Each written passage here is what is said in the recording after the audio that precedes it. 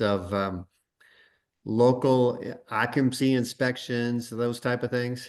Yep, that's so in St. Charles County, we worked on that for like the last 5 years. And St. Charles County is down to we have 2 occupancy inspections left in St. Charles County. We've gotten rid of all the rest of them. So Cottleville requires one, and it's a free occupancy inspection. But their current mayor fell off a deck while buying a house and feels like occupancy inspections have to be done. Okay. And then Lake St. Louis Fire District still does a occupancy inspection. So are you saying that St. Charles, St. Peter, so they don't have an occupancy inspection for home sales? Correct. Yep. They still do for home rentals, I believe. For rentals, yes. So Okay. unincorporated St. Charles County does not. So if you have a house in unincorporated St. Charles County, you do not have to do an occupancy inspection for a rental. Okay. If it's okay with you, Matt, let's chat state of the market for a little bit, and then maybe let's chat politics a little bit or this kind of stuff. Is that all right? Yep, absolutely. All right, very cool. Casey, good to see you as always. Rachel, good to see you. Good to see you too. Good to see you, Brian. Michael, I haven't seen you in a little while. I've been off on these calls. You've probably been here, but you doing well? Yeah, I'd say I'm doing pretty well. Is your I haven't talked to you about this for a while. Is your duplex in South City like done, rented, refinanced, all going well? Getting there. So I have the lower unit, which was the bigger one, is filled. And that's basically covering the mortgage. And then have been having trouble getting the upper unit full. And I actually delisted it because I didn't want to do showings over the holidays. And I let like 30 days go so it would show up as a new listing. And so just last week I resumed showings and have gotten a little bit of attraction, but nothing solid yet. Okay. Well, But sounds like you're very close. yeah. And you got to refi it and everything. So, okay. Yeah, that part's good. Good. Well, good to see you as always. Yeah, you too. Suzanne, good to see you. Elvira, good to see you. Greg Harley, good to see you. Thanks for joining us today. Absolutely. So who else we got? Lois, good to see you. Wandering around your house.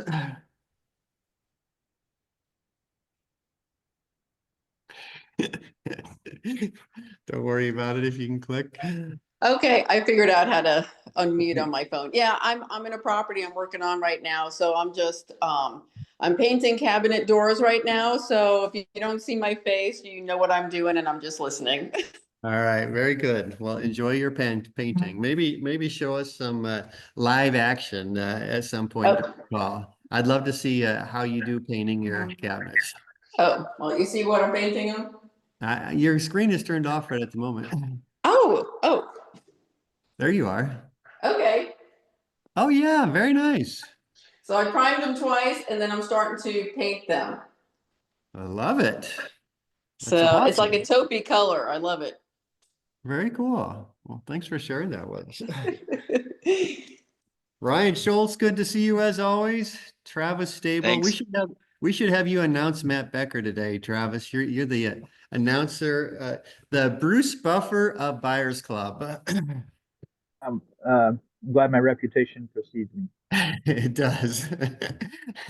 We're just going to keep you though for the meetup. The meetup is more impressive in person than on a Zoom call. Who else we got here? Rick, good to see you. I appreciate you showing up so often. Jamie, good to see you. I love the color. You look great. I love the background too. That's awesome. Thank you. Always here to support Matt. Absolutely.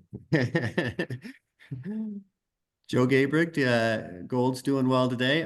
Whenever I see you, I think of the price of gold, and it's doing. I think we might hit 2,800 today. What do you think? Well, I think so. It's been doing really good the last year. So Today might be the day to get keep over it going. 2,800. All right, Rachel, do you think we should get started? Let's do it, Brian. All right. Just a minute. All right, we're good.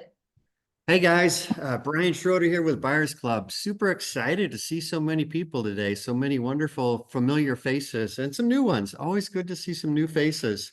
We do this Buyers Club live call every Wednesday at noon. So, put on your calendar every Wednesday at noon to come join us via Zoom for an hour. It's all about learning about what's going on in St. Louis area real estate investing. So, it's a super informative and awesome call, and you get to participate. So make sure if you got questions or something, just put them in the chat. I love to fill up the chat, and also just talk. Raise your hand or just talk. This is an informal call for us all to become better real estate investors, improve the St. Louis area real estate investing community. Today on the call, I'm going to call him one of our all-stars, Matt Becker. He comes on quarterly to give us an update on the state of the market. And he's got his pulse on the market because he's got 100 agents out there. Matt's a real estate broker for Magnolia Real Estate, if anybody doesn't know. And Matt's got over 100 agents out there, representing buyers and sellers every day. So he has a very good pulse on what's moving, what's sitting, what the future holds a little bit. So this is an awesome call, especially this time of year. I feel like a lot of people, they go through the holidays and they go through January and they kind of feel like, the market's kind of slow, or at least it can be for them. And then they don't really realize what's going on with everybody else. But if the market is solid, I think this is the absolute best time of the year to buy a house to flip. And the reason for that is you buy it in January or early February, you spend March and April fixing it up, and you put it on the market in May. The best time to sell a house is, I think, May. I'd love to hear what Matt's perspective on that is. But generally, I find that when the housing market has a little bump, it typically happens in the spring, and sometimes you can get some good surprises there. Matt is also an incredible resource for just brokerage information in general, and I'm going to say politics. It's maybe a little bit of a strange mix, but Matt knows a ton about politics. And he gets very involved. He just doesn't read about it. He's involved. Like he was out in Washington, D.C. recently. He was over in Jeff City lobbying here recently. He gets involved with the local cities in St. Louis. So if you got any, I'm going to call it real estate related political questions, feel free to ask Matt about that also.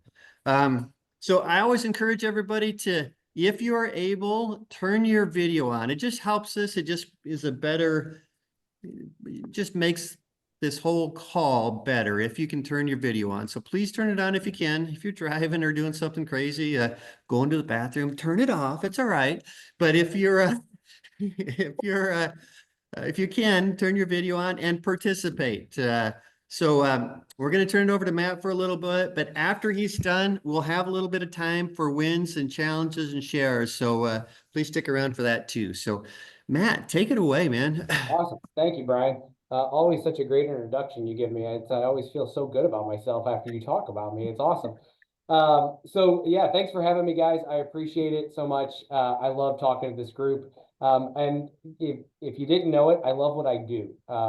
We all get to do something that we love, and real estate is something that I'm just super passionate about, and I get to couple that with politics, which makes it even better. So I want to start by talking about how many of you saw or read the USA Today article with Zillow and USA Today's hottest markets in 2025? Anybody see that? Okay. So St. Louis ended up on the top 10. Anybody know where we fell? 6. 6. Yeah, very good. Number 6. What was number 1? Who knows number 1? Buffalo. Buffalo came in number 1.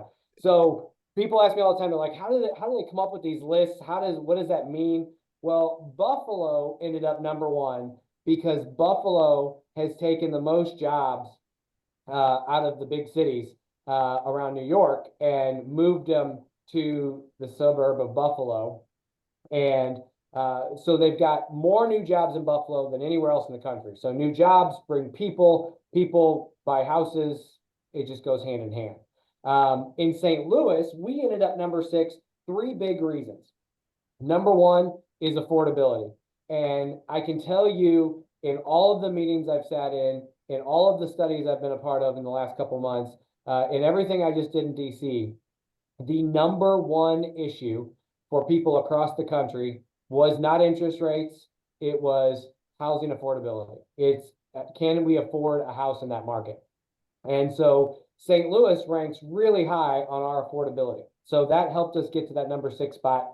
Job growth in St. Louis has been huge, and the suburbs around St. Louis, which is always a huge indicator for housing. And then this was another one that I thought was very interesting. Our rent rates right now are so high in St. Louis. They can be very equal to or competitive with what you're going to spend on a mortgage, even at a 7 or 8% interest rate. And so when people are trying to decide if they're going to rent or buy, if their mortgage payment is going to be the same as a rent payment, a lot of times they're going to do everything they can to get into that mortgage versus paying that rent. So because of those 3 factors, St. Louis ended up as the number 6 hottest market predicted in 2025 around the country, which I thought was very cool. And the other thing is too, when it comes to the national market, and when NAR, the National Association of Realtors, is looking at their data, St. Louis and our market is always a hot spot. It's always a pinpoint for them and a way to gauge the temperature around the country, because we compare to and mimic most of what the Midwest does. So if St. Louis is doing it, the Midwest is doing it. And it's pretty cool to watch and to know that we are one of the biggest pulses that they take across the country when it comes to that. So that hottest markets in 2025 was pretty cool to hit that list. But I kind of want to go backwards a little bit and talk about 2024 and what we saw across our region. And so typically when I'm doing my research, when I'm looking at numbers, of course, I'm looking at St. Charles, St. Louis County, St. Louis City, but then I'll also throw in Lincoln, Warren County, Jefferson County into that mix and see what's going on out there. What I thought was really interesting for last year was some of our highest increases in sales price in our market were in the rural areas.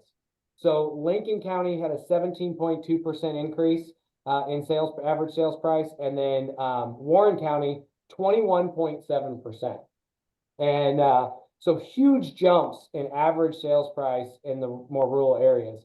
And I bring that up because I talk to a lot of people, talk to a lot of investors, and they say, hey, our buy box is St. Charles County, or our buy box is, in parts of St. Louis County. And a lot of times they forget about the hot market that we have in Lincoln and Warren and Jefferson County. And Jefferson was a little bit slower. Jefferson saw just about 1% increase in sales price, but their supply of inventory has gone up a little bit. So the more inventory you have brings down that competition a little bit. So, but Jefferson County is still showing good numbers across the board. The other cool thing that I was looking at for last year was we finally had a little bit of an increase in closed sales, because our closed sales have been decreasing the past couple of years. And a lot of that's because we haven't had inventory to sell.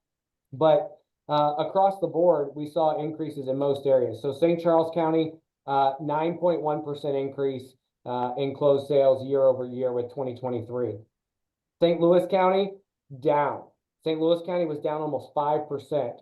So across the board in Missouri, we saw increases everywhere except St. Louis County. St. Louis County was down almost 5%. And so was the city of St. Louis, down 4% in closed sales. But Jefferson County was up 5.6%. We had 13.2% increase in Warren County, and in Lincoln County, 21.3% increase year over year on closings. So we saw the more closings last year than we've seen in a while. Overall, for our entire region, so our entire MLS region, we saw an increase of just about 0.4% across the board in closed sales. So we're starting to see a few more of those deals get closed across the board. And our MLS extends over into Illinois as well. So end of year for 2024, we closed out 2024 pretty strong. We saw inventory going up, not drastically, so still in a seller's market. But we also saw home prices increase. We saw the amount of sales increase. So good numbers all the way across the board. People always ask, what do you think is still the hottest market? I can tell you, I think without a doubt, hands down, if you're going to list something for under $300,000 in St. Charles County, it is still by far the hottest market in the St. Louis region. Under 300 in St. Charles County. It is, if you've got something that you're listing in that price point, it is hard to lose on that right now. Prime example is we listed a split level a week and a half ago. I mean, we had a foot of snow on the ground when we listed it, had 30 showings in the first day, 35 scheduled for the weekend, sold it over asking price by 10 grand. And about a week and a half into that contract, the buyer lost their job. And so had to go back on the market. Nobody likes to go back on the market. And nobody likes to go back on the market unless you're under $300,000 in St. Charles County. Then it's totally okay. So we went back on the market 2 days ago. So it's a split level in St. Peter's, listed at $289,900. And we went back under contract within 24 hours at an additional $5,000 over what we had the first time. So now we got, we're $25,000 over asking price on it. And we had 35 showings scheduled for the next 2 or 3 days. So when you talk about hot markets, that under 300 in St. Charles County is still just, it's hard to match, that's for sure. The market that I think we've seen slow down a little bit is between that 400 and 600 range. We've seen that because we see people pushing the boundaries a little bit on that market. And, instead of maybe pricing it at 450, they're going to 475 or 480 or 500. And they're stepping too far out of that comfort box for some buyers. And it's not going as fast, or it's not going as quick, or they're not getting an over asking price offer. So we're seeing that slow down. The other market that we're seeing heating up is, and this one is crazy to me because I've lived in St. Louis and St. Charles County my whole life, is the $1 million plus market. Some of these bigger homes, they are going quick. If they're in a desirable area, if they check all the boxes, selling a house for over $1 million is not as hard as it used to be in our area. That's for sure. And we closed one yesterday in Winsville at $1.8 million. And to me, it's insane. I never thought that Winsville would have $1.8 million houses. But I also didn't think that your typical house in St. Charles County would be about $500,000 for, a 4-bedroom, 3-bath house. So you're running into those things. And when you look at those average prices, they're kind of all over the board. But those are the markets that we're seeing some of the hottest trends in. And then there's certain zip codes that are out there that are just killing it still. And, most of you guys on this call, you've got your buy boxes, the markets that you buy in. And that's the most critical part of what you do, is all areas aren't created equal. And you know that. And so when you're buying in that buy box and you're buying in that zip code, or you're buying in that region, you've got to really know what that market is. And what's funny is we see the same thing on the rental side. And because the rental prices you get varies across the board. And I got to give a shout out to Casey Samuels. So Casey had a property listed in O'Fallon, Missouri. Turnkey, ready to go, little different. The property, it was on a slab. It's a 2-story, and it was flipped. So the kitchen, owner's suite, and living room are upstairs. The 2 extra bedrooms and the bathroom are on the main floor, along with laundry. So not your typical floor plan. But we had a new investor who wanted a turnkey rental, putting down 20%, wanted to start a portfolio. And so I looked at it, Casey and I talked about it, and numbers made sense. But he needed to get this really high rent rate for it. It's a 3-bed, 2-bath house, no basement, flipped upside down. And so I ran the numbers and I was super confident with the area. And I told him, I said, I think you can get $2,300 to $2,500 a month in rent for this house. And he said, well, he said, you know, if we're going to make it work, he's like, that's what I have to get. So now I'm super nervous because I got him under contract, you know, and I thought, God, I'm going to screw this up. And he's going to end up at $1,800 a month and hate me. And we listed it in the MLS. So when I represent a rental or a landlord, we typically will put it in the MLS. So MLS, Zillow, all the good things. Within a week, we had received 22 applications and we rented it out without a problem at $2,300 a month. And so, you know, he was super excited about that. But we talk about that because there's so many people that get out there and they think they're going to rent this for some ridiculous amount of money. And unless they know that area, they know that zip code, they know that market, or their realtor does, they can sometimes lose on that. So super important to know those areas and know those numbers. When we look towards what this year is going to bring, 3 big things we're going to be looking at. Number 1 is housing availability. If we keep our months of inventory where it's been at, it's going to keep those prices up. And I think we're probably across the board for our region. I think we're going to be looking at about a 5% home sale price increase this year. I think we're going to increase about 5%. And that's a lot of that's going to be due to the lack of inventory still, because we just don't have enough houses on the market for the people that are looking for it. And we still have a lot of people that are getting pre-approved to buy their first house at $150,000 to $175,000. That's hard to find anymore, you know, anywhere in our market, it's hard to find. And so that's going to be that housing availability is going to be the number 1 issue across the board for our market this year. The other thing that will be number 1 or number 2 is going to be affordability. If we don't have enough houses, it's going to keep driving that price up. And right now, starting home prices are higher than they've ever been. And so, you know, when I was in DC last week, one of the things we were talking about is how can the federal government help that affordability problem? And one thing that I've always advocated for is getting government out of our way to build houses. We need houses to be able to be built and built well, but there is so much red tape when you try to build a house that the permitting process and all of the government intricacies that go along with it adds anywhere between $40,000 to $50,000 worth of cost to a new construction build, which is ridiculous. And on the flip side of that, you guys experience the same thing when you're trying to flip a house or renovate a house when you have to deal with an occupancy inspection. And when you've got an occupancy inspection that comes in and they say, oh yeah, we decided we changed our code last year and now you got to put drywall in the basement on the ceiling, or you have to have the ceiling painted, which is the dumbest thing I've ever heard of in my life. Why is a city coming in and telling me that I need to put drywall on a ceiling in my basement? Give me a break. That's the dumbest thing I've ever heard of. So if we can get that piece out of your way, it keeps your costs down. And we want to make sure that we're putting out a safe product, but it's not the government's job to do that.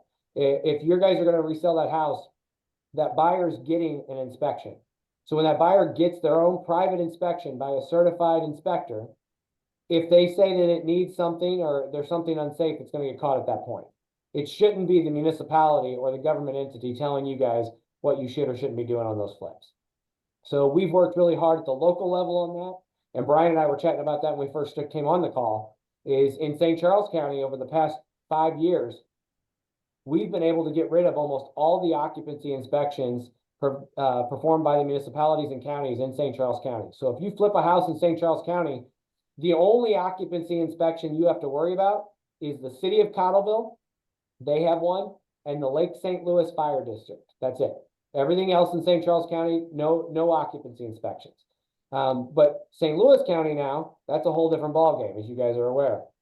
Every one of the 88 municipalities in the city of St. Louis has their own set of codes, has their own set of rules, and every time you go in to do something, even if you're in the same municipality, there's probably a good chance that you're getting 2 different answers with 2 different houses for the same issue. And it's beyond frustrating. So we work really, really hard to try to get rid of those and get those people out of your way.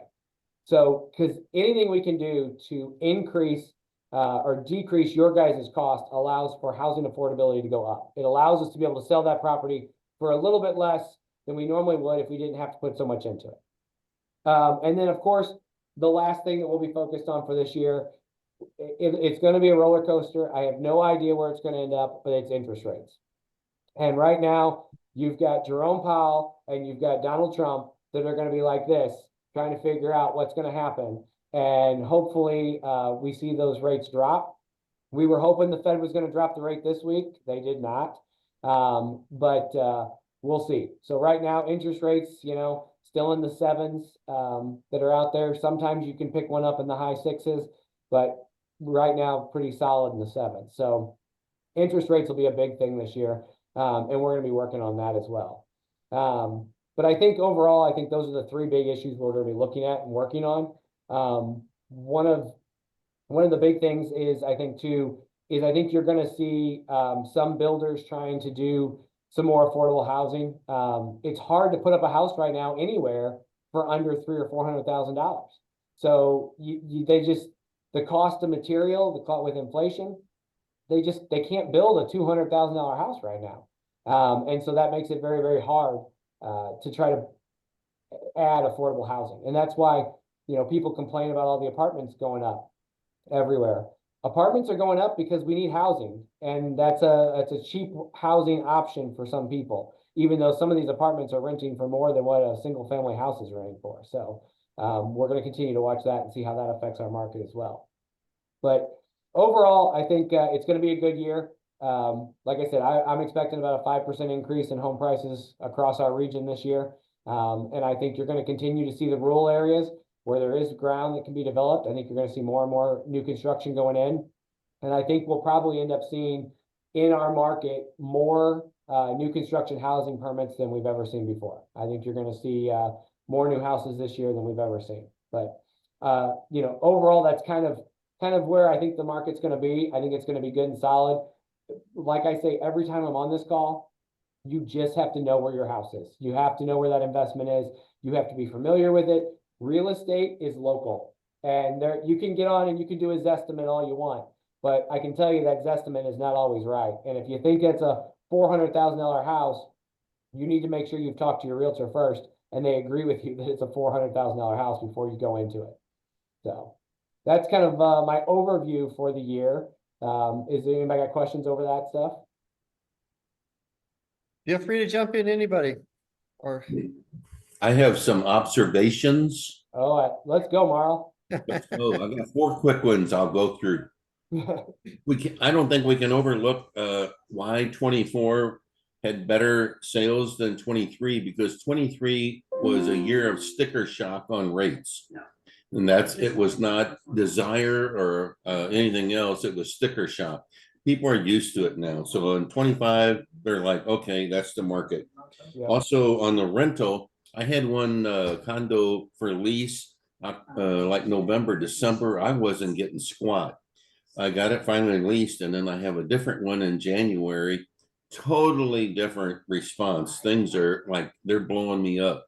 So that's good. I was going to say, if the rates go down anytime soon, then the demand goes up, and we still have a 5 million shortage in the country. It's just going to drive prices up, and then that affects affordability. So the only way you can solve the problem is more homes. Yeah, 100%. And it's simple economics. And that's what, Merle, you probably see this too. It's what frustrates me is people say, well, what's the fix? What's the fix? It's more homes. That's the fix. It's a simple supply and demand. The other thing, maybe it'll change now this spring, but in the November, December era, I did a lot of studies on rentals in the MLS. I have never seen so many on the market so long and with price reductions. And so I don't know what January, February's bringing, but I usually, raise it along the way with a tenant, but I had a guy that was just in there 5 years. I was getting 2150, but based on my study, I'm re-renting it. I'm going down to 1995 or 2000. I'm down 100. So that's I think a little to do with all the multifamily that's been coming in. So it's kind of putting a little bit of a damper on rentals. Yeah, I agree. And I would also say too, one thing that I've noticed a lot is there are a lot of people that they don't put the due diligence into their rentals when they go to put them out there. And people are they're picky, and they're especially at the higher rates. So they're looking for something that's been cleaned up with good pictures, and they can see everything, they can see a floor plan on it. And there was one just down the street from the one that I rented for the 2300 that was listed for 2300. They had dropped to 2200, they had dropped to 2100, but the listing looked terrible. They weren't professional photos. And when you pulled it up, it didn't look like something you would want to live in. And so people pick and choose off of pictures all the time. And so and it was a national hedge fund that owned that house. They weren't, it wasn't a local person here trying to push that house for them. And so that's why they kept making price reductions, is their listing looked absolutely terrible. People didn't want to live there. So, and that was the other cool stat that we got last week.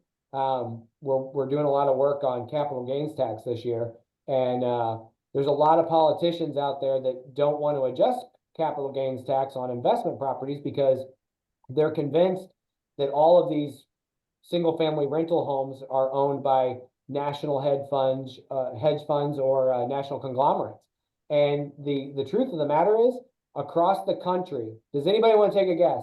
Across the country, how many single family homes are owned by, what's the percentage, single family homes that are owned by national hedge funds or conglomerates that are using as rentals? 6%. 15%. 15%. The answer is 3%. Wow. So 3%. So 97% of the properties that are owned out there that are single family residents that are owned as rentals, they're owned by us. They're owned by people just like me and you on this call. They're not owned by Blackstone. They're not owned by Main Street Real Estate. They're owned by us. And so that's why we're making some really good headway this year on reducing capital gains for all of you guys. So do you got any, I don't know, prediction or update or however you want to say it for what will happen with capital gains, both at the Missouri state level and on the national level? Any thoughts? Yeah, I think taxes are a huge issue right now for the legislature in Missouri. And we've got a great legislature that can get it done with a governor that supports it. So you will definitely, I'll put it at 85%, which is a high percentage when we're talking about our government. I'll put it at 85% that you will see a change in capital gains tax at the Missouri level this year. I think they will get that across the finish line. Where do you think it'll change to? Do you have any idea? So I think you're going to either see a reduction in what the capital gains tax is, or you're going to see an elimination of capital gains tax in the state of Missouri. I think that will get done this year. At the national level, they increased the rates last year. So instead of $250,000 and $500,000 for a single person or married person on a primary residence, they changed that to $500,000 and $1 million last year.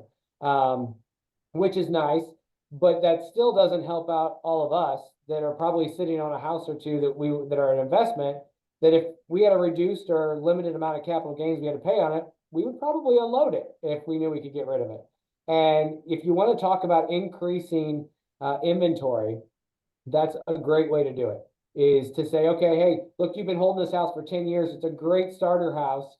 And if you list it today and sell it, you're not going to have to pay any capital gains on it. And that's what we have to get done, is so that the mom and pop investors like us can sell a house or two or flip a house and have a reduced national capital gains tax as well. And when we talk about, Merle hit the nail on the head. If you don't have enough houses, the price of houses isn't going to go down. And so that being said, how do we increase those houses and how can we do that quickly? It's a reduction of that capital gains or elimination of the capital gains tax to incentivize people to offload a house that they're sitting on.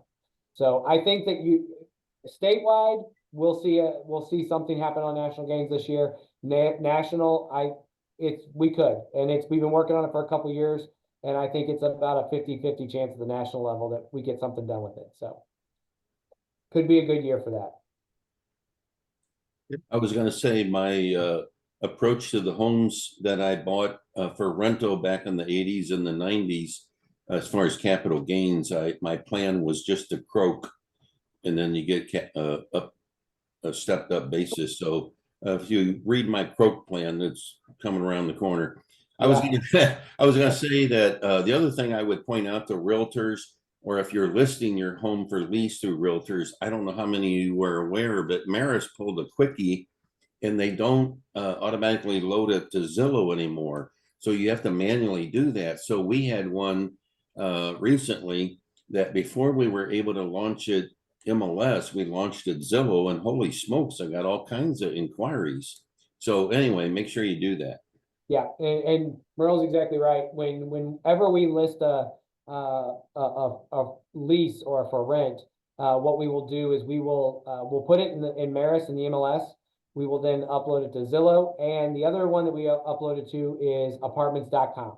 And apartments.com is owned by CoStar, and CoStar they have spent a ton of money to try to become the next big Zillow. And so apartments.com is one of the #1 rated sites for any type of lease or rentals you're putting out there. So those three are the biggest ones to make sure that your rentals are hitting on. Say that third one again, please. Apartments.com. And it doesn't have to be an apartment. So a lot of people, when they type in, if you go out to Google and you're looking for, homes for lease or something along those lines, apartments.com is one of the top searches that will come back up. So, and yes, whoever just put that in the comments, they do have a free rental program too that you can utilize, which is nice. Thank you. Yep. And then also any of the realtors that are utilizing Maris to enter your listings for rents in there, we have a free system as well. It's called Rent Spree. And we absolutely love using Rent Spree. So it charges the tenant direct, and it pulls back criminal records, credit reports, employment verification, does all of that stuff for you. And so we as the realtor will provide a comprehensive report to our client that is completely done through Rent Spree by the tenant.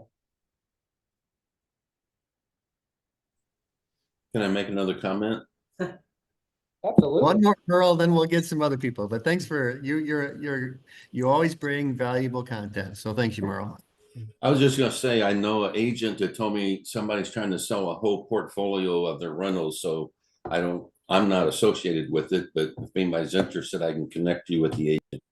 Oh, well, that's great. Yeah, we always love deals here, Merle. So Right. so yeah, reach out to Merle. Merle, why don't you throw your contact information in the chat there so people can reach out? Any other questions? Yeah, Matt, did you say that was rent free? It's called Rent Spree, SPRE. Yeah. So it's a service that our MLS contracted with, and we started using them last year, and we really like it, especially if it's a landlord that doesn't have a system in place or doesn't have a tenant screening system. It's a great service, doesn't cost anything to the landlord, and we can provide that whole workup to you pretty quickly. Thank you. Yep. What else we got? Nothing. Quiet group today, Brian. I know, I'm surprised. I thought there'd be a lot of thoughts. So if you were a flipper, Matt, is there a better time of year than right now to buy a house? And if so, where would you buy? You got an idea? Where do you feel confident in for a flipper these days?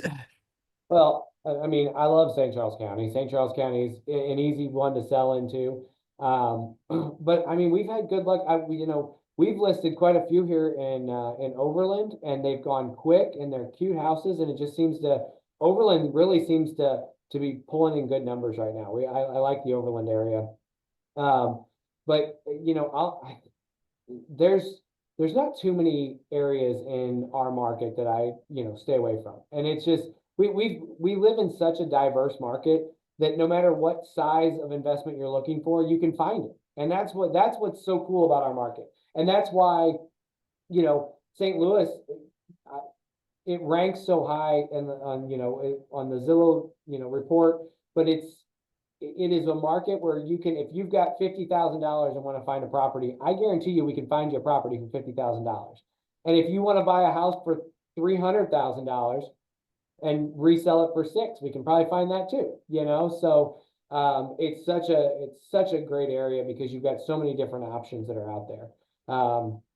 And you know, and then you get into the city, and you know, some of the neighborhoods and the boroughs in the city are just booming right now. And we're seeing some great numbers coming out of that.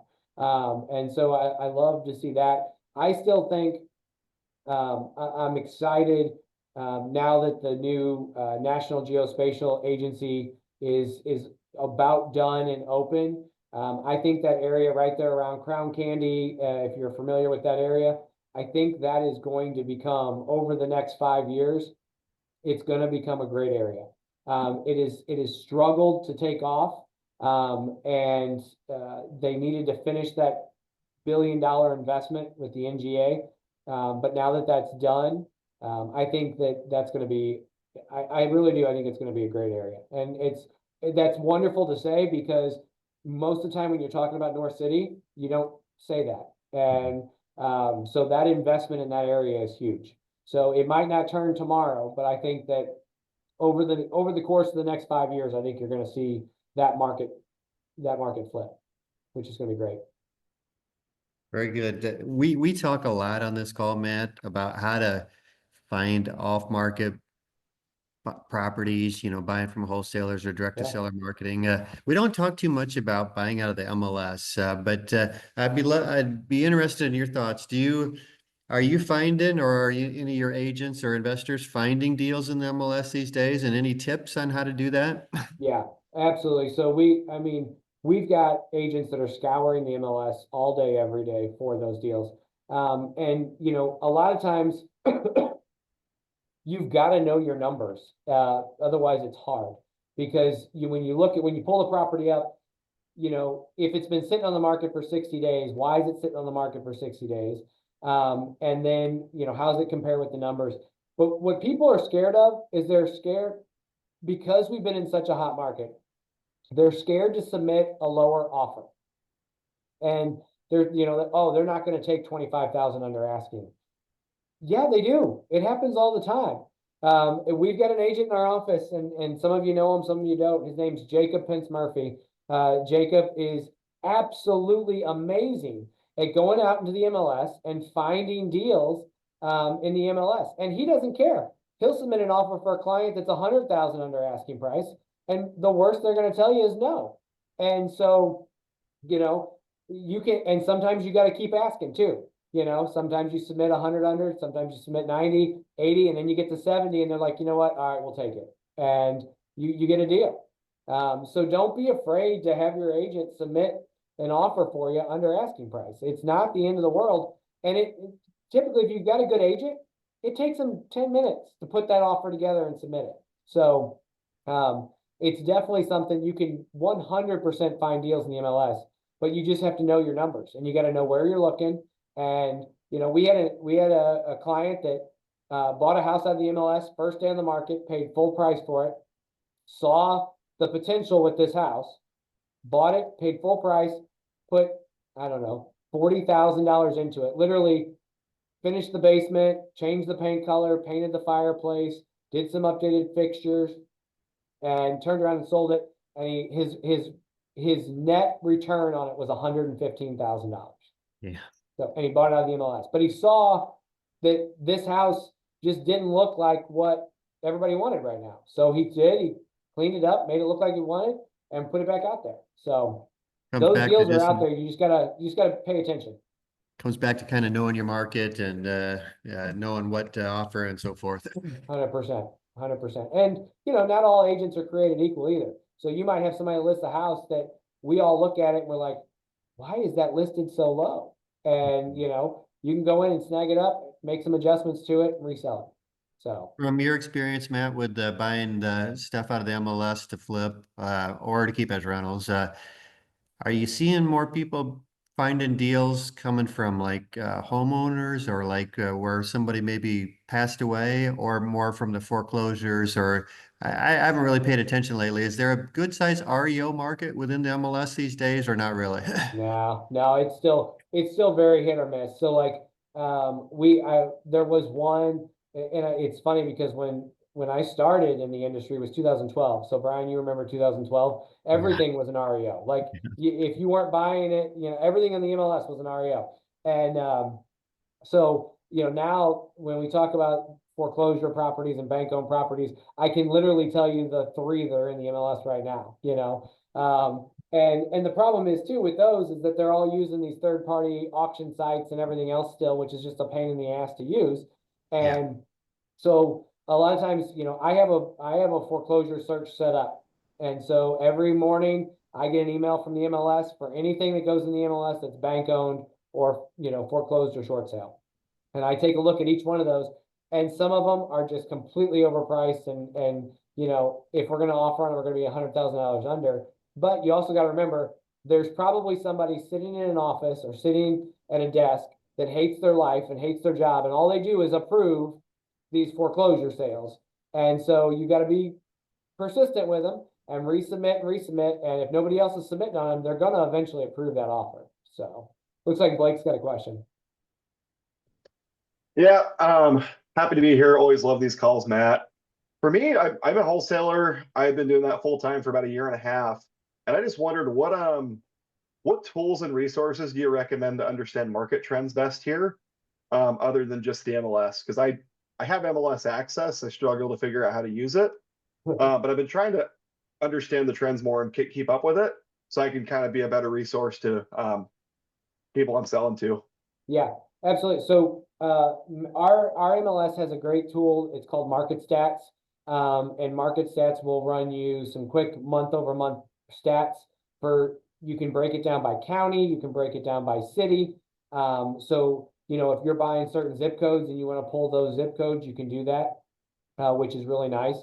So I pay attention to that. You can also pull, there's stats, there's market stats and market reports in the MLS itself. So you can pull those and you can kind of structure those for whatever you're looking for. The other thing too is when Zillow does put out reports, or realtor.com or any of those national companies put out reports on it, look at those reports. Because a lot of times too, they may be geared towards the whole country, but if you can track what the Midwest is doing, you can kind of track what St. Louis is doing.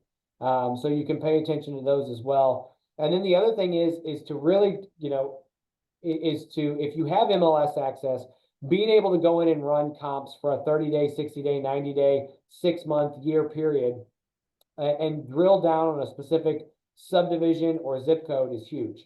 And then you can start to infer your own trends for that zip code. And you can see, you know, one of the biggest things that I always look at is where did it get listed at and where did it sell at?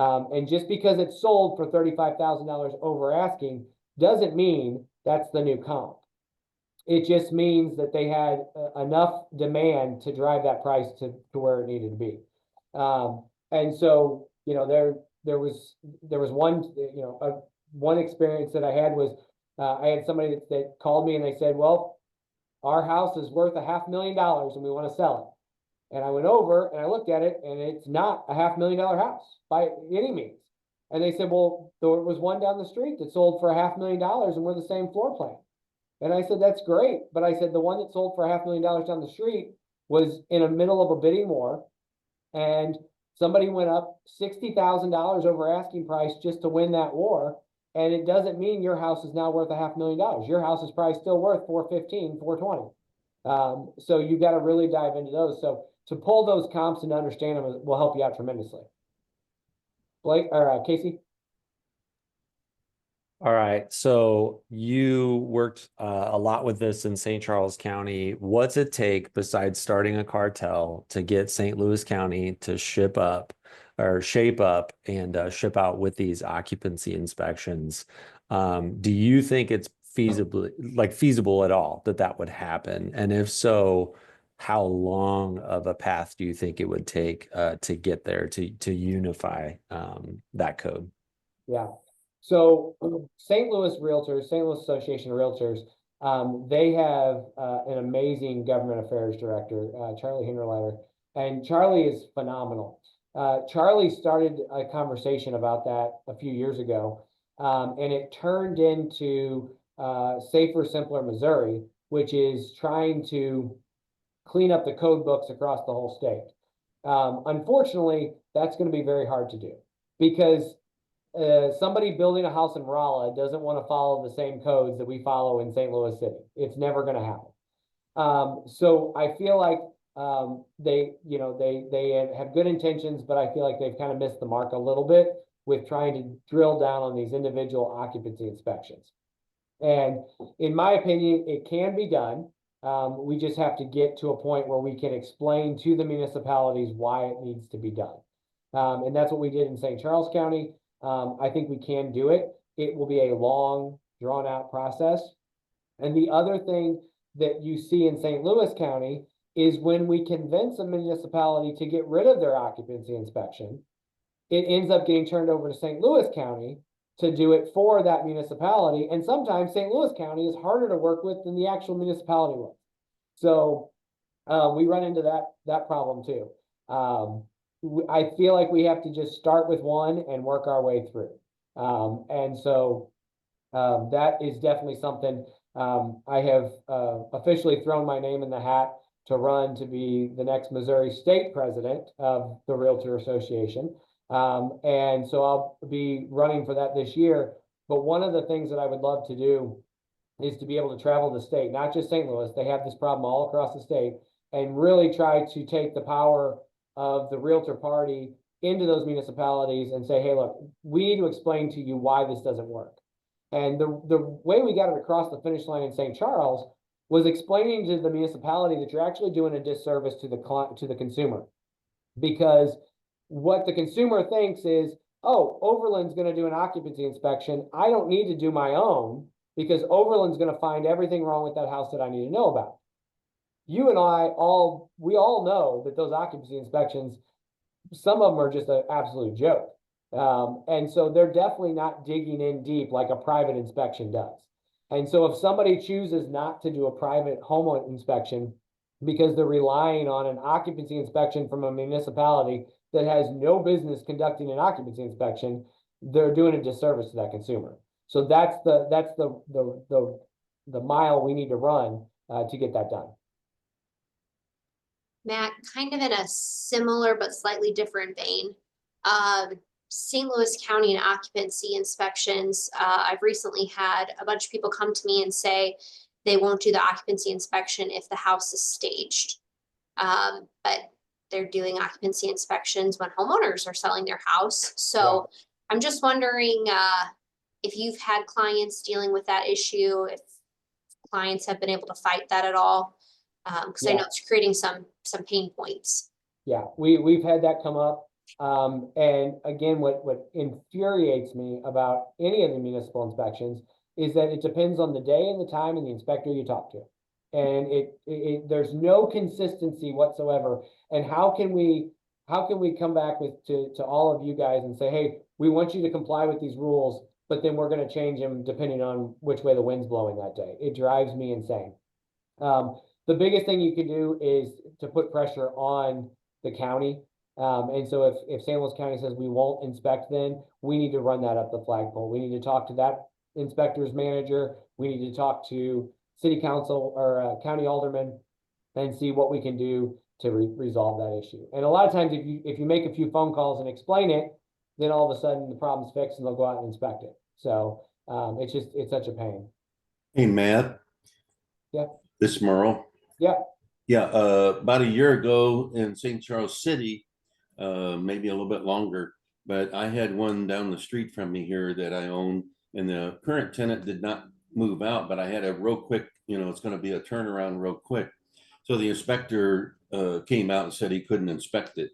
And I said, okay, here's my deal. You show me in writing where that is. And so I called the manager down there, I think it was Dale down in St. Charles. I said, if you can show it to me in writing. He said, well, what we normally do, I said, I don't want to hear normally.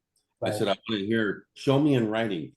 We do a very extensive, like you said, I'm going to a home inspection today. It take 3 hours, and they never require a homeowner inspection, to take the furniture out. So I won, and they went in there. I said, you got one chance to inspect it, or I'm going to just rent it out. I'll put the utilities in my name, and they inspected it, and everything went fine. Yep.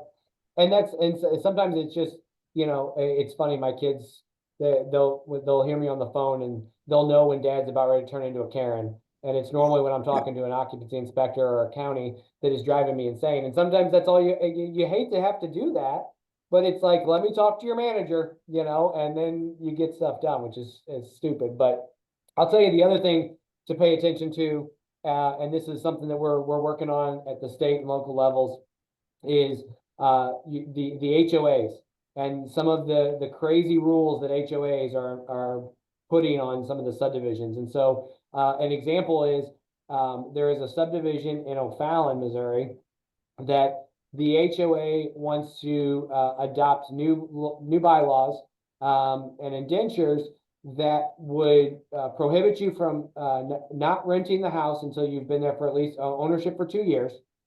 And here's the kicker. The HOA board has to approve your tenant's application. So not you, the HOA board. So I'm looking at this from a fair housing standpoint, and I'm thinking, dear God, what fair housing nightmare are we getting ready to open up if we're going to let an HOA board pick and choose who's going to live in this house? It could be an absolute nightmare. But the HOAs, they across the board are trying to incorporate some real crazy stuff. So make sure you're doing your research. If you're going to keep a house to rent, make sure you're getting those bylaws. And when you guys write a contract, if you especially if it's out of the MLS or if it's one that's listed, there is a writer that can be attached to that contract that gives you the opportunity to review the bylaws and indentures and accept them before you move forward with that house. And it can also be a way that it's a contingency for you. So if you get those and you don't like them, you can walk away from that deal free and clear. So. All right, we got about 5 minutes left. So anybody feel free to jump in. Any wins, challenges, or questions for Matt in any of this? So Matt, you've done an awesome job today. Thank you. It's been great. Anybody else? A couple more minutes. I got a question for you. I posted it in the chat, but I'm a new agent, but I really don't like doing the residential side of things with buyers and sellers. I really only like working with investors. So I listed this house in Blackjack for my brother. It's a freaking nightmare because I'm constantly getting emails and updates about shit I have to do, and I hate it.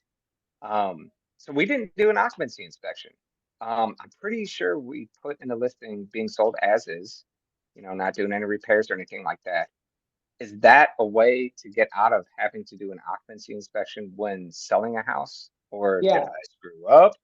Yeah. So what you can do is if you list a house that you're going to sell it as is, you can put in the listing itself, no occupancy inspections to be conducted.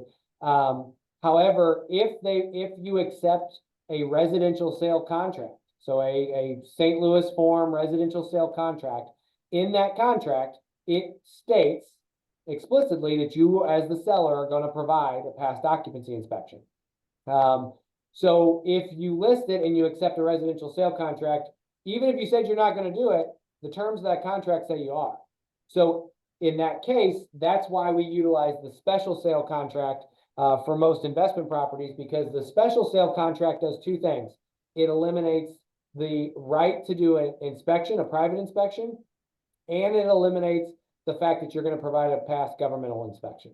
So those two things are removed from the special sale contract. So if you are selling a house like that, you need to make sure that you accept a special sale contract. And then also you got to make sure that they don't try to squeeze it into the special sale, into the special agreements where they put in that they rewrite it back in. They say, and the seller to provide this. So special sale contract is where it's at when you're selling as is. Thank you, Matt. I will remember that. Absolutely. Matt, just a quick follow-up on Casey's question is when you're talking about these occupancy inspections on whether or not they're warranted, are you guys just referring to the sale of properties, or would that also, are you guys also talking about getting rid of occupancy inspections for like folks renting their houses out? So the realtors are against all government inspections. We don't think that they have any part of it. However, it is much, much harder to get rid of municipal inspections on rentals. Most of the municipalities feel like they need to at least go in and make sure that it's not going to burn to the ground with a tenant inside. We are 100% against occupancy inspections for the resale of a property. So Makes them, and I guess your thought process there is that because they're gonna hopefully or should be doing that buyer's inspection, right? That real ingrained one, the deep inspection, it's gonna cover all that stuff anyway. My fear, just sitting here, and I'm not even a landlord, but my fear is like there's a lot of slumlords out there, right? And so I think there's got to be some sort of protection for those people to make sure that these places are actually habitable and safe for folks. And I'm totally against the government overreach as well, but I'm just trying to get an understanding of where you guys are talking about. So thanks for that. yeah, absolutely. And that's, and you're absolutely right. There are some really bad landlords out there. And so you want to make sure someone has a safe place to live. But on the resale side of things, if I want to buy your house in as is condition and I'm going to take on, I shouldn't have to worry about an occupancy inspection, making you fix or change out an electrical panel before you can sell me that house. So. Yeah, no, I agree with that. Thank you. Yeah.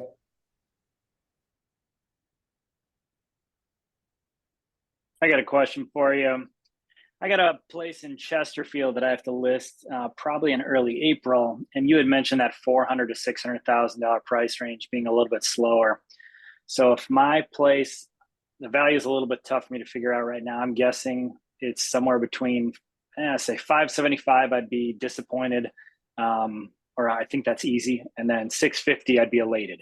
So would you be listing it if it's like reasonably a 600 house? You'd be listing it at 599. Yeah, because we're in a market now where it's not going to go above to 650 like it could have a year ago. Yeah, I would probably try to keep it under that 600 mark and just shoot right at that 599.9. And especially if 575 you're crying a little bit, 650 you're elated. If you can hit that 600 mark, I think you're right in that ballpark. But I think where people kind of miss the mark a little bit is they're okay at 600. They'd love to get over that 600 mark, so they go in at 615 or 620, and it draws it out. Whereas if you put it at that 599 mark, and not looking at the comps, but if you put it at 599 and it's a 600 house, hopefully that draws a little bit of attention to it and a little bit of excitement. And who knows, maybe you get a little bit over if you can get competing offers. But that's 100% what I would do is go in there right at that 599.9 mark. Cool. Thank you. Yep. All right, guys, it's already 1 o'clock. Time flew by today. It was amazing.